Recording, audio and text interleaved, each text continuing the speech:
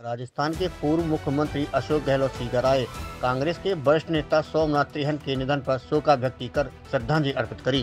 कांग्रेस की जिला अध्यक्ष सुनीता गठाला से की मुलाकात, कई विषयों पर चर्चा की। मुख्यमंत्री अशोक गहलोत ने सीकर में प्रेस वार्ता के दौरान मौजूदा सरकार पर कई मोर्चों पर तीखा प्रहार किया।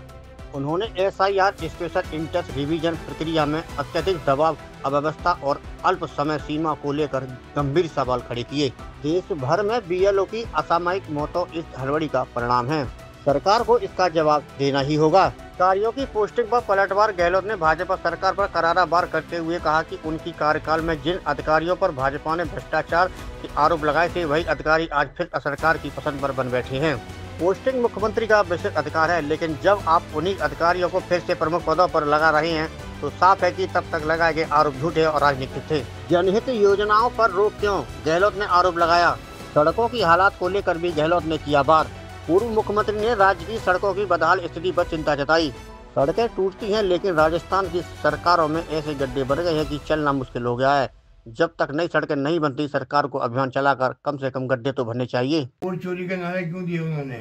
जो एग्जाम्पल दिए, 3 प्रेस कॉन्फ्रेंस करी है, क्यों करी है कि भाई आप ये चुनाव कैसे हो रहे हैं। हरियाणा के अंदर आंधी चल रही थी कांग्रेस की, चुनाव जीती BJP। महाराष्ट्र में पूरी संभावना तो NCP, शरद पवार, शिवसेना, कांग्रेस की थी। वहाँ 3 महीने पहले आप जीते हो भारी बहुमत से पार्लियामेंट चुनाव। जो मोदी जी खुद का चुनाव था पार्लियामेंट का, वहाँ तो जीती कांग्रेस, NCP और शिवसेना। और 3 महीने बाद में आप साफ हो जाओ, पूरा देश सत्ते में आ गया। भाई इसका मतलब कहने की गड़बड़ हो रही है। देश के अंदर पहला मैसेज गया महाराष्ट्र से गया, पहले थोड़ा बहुत गया था हरियाणा से, बाद में गया महाराष्ट्र में। क्या हो गया? मतलब 3 महीने पहले आप वोट दे रहे हो मोदी के खिलाफ नहीं, और 3 महीने बाद में मोदी के चेहरे पे इलेक्शन लड़ा गया वहां पर असेंबली का। उल्टा कर रहे हो, आगे कैसे हो सकता है? और फिर बिहार में आपने देख ही लिया।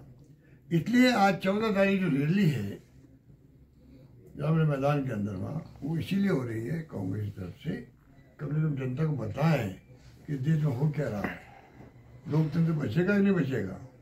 क्या चाइना और रशिया की तरह, जहाँ चुनाव आयोग भी है, चुनाव भी होते हैं, एक पार्टी में 95%, 98% वोट मिल जाते हैं एक पार्टी में, तो चुनाव का वैसे चाहते हो या ईमानदारी से लोकतंत्र को बचाने का काम करना चाहते हो, तो लोगों को आगे आना पड़ेगा उसके लिए। सर, आपका अभी एक बात थी कि नेता एक होंगे, कांग्रेस की चुनौतियों से कांग्रेस निपटेगी। एक नेता एक हुए और अंता जीत लिया, पंचायती राज और निकाय सामने है। किस प्रकार से राजस्थान के कांग्रेस जीतेगी, सब जगह जीतेगी। अच्छा माहौल है राजस्थान में, हमारी स्कीमें लोग याद कर रहे हैं गाँव गाँव के अंदर, हमारी योजनाओं का कहीं चले जाओ सब लोग आपको याद करते मिलेंगे। आपको ऐसा माहौल मैंने कभी देखा नहीं आज तक। वो माहौल राजस्थान में बन चुका। एकता देखने को मिलेगी जो अभी दिखी, बिल्कुल मिलेगी भाई, इससे